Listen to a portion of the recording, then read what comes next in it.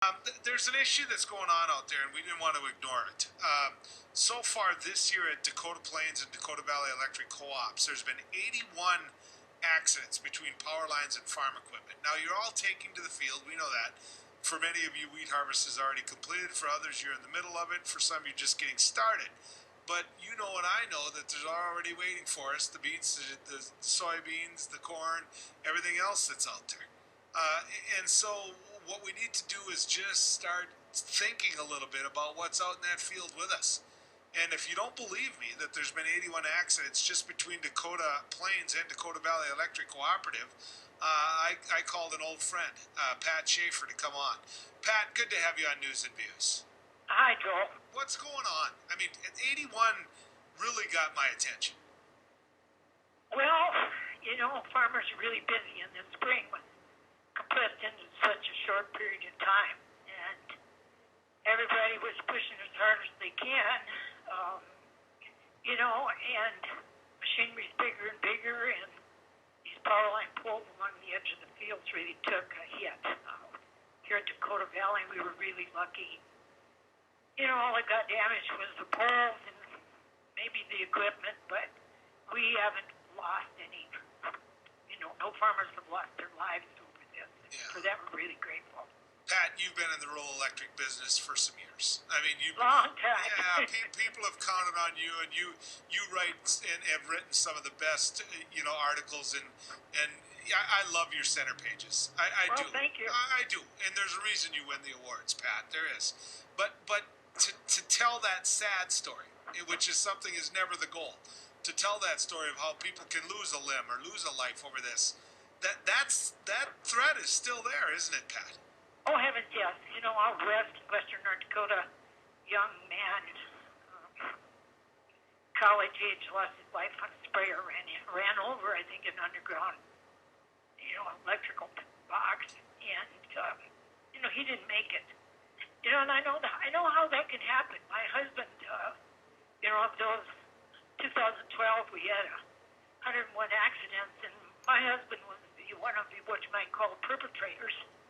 He called up real excited at 4:30 and talked to me one day, and what's the matter? Well, I knocked a pole down. And, here I've worked at the co-op for more than 35 years, and I don't know how many times we talked about that, and it still happens, and I said, when that happened, whatever possessed you to knock a pole down? Well, there was he was digging out weeds, his flues had been wet for years, and so it was finally dry enough he could get the tractor in there and pull in the disc, and just one little last week he thought he had to get. Tractor went one way and the disc the other, and the pole went down. Well, he knew enough not to jump out, Yeah.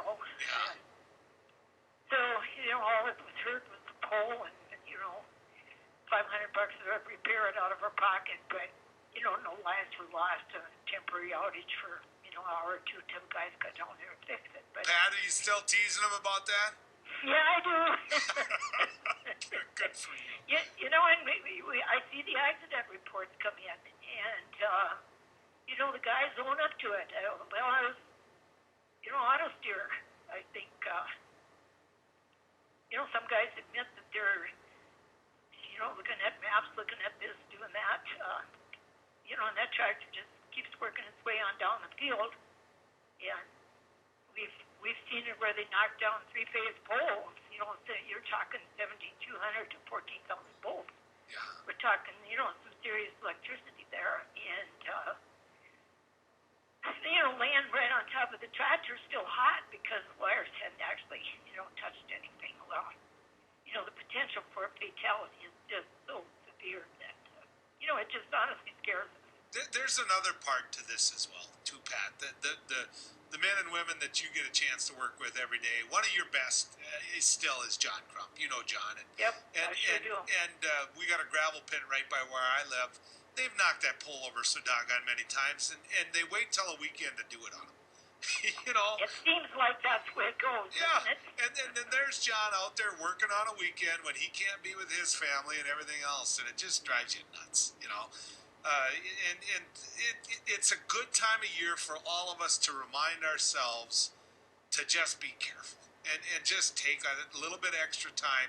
For one thing, it'll help you in the pocketbook, won't it, Pat? Well, it does, because, if you knock down a pole and the clearance was adequate, which if you're not going to pull down, it is.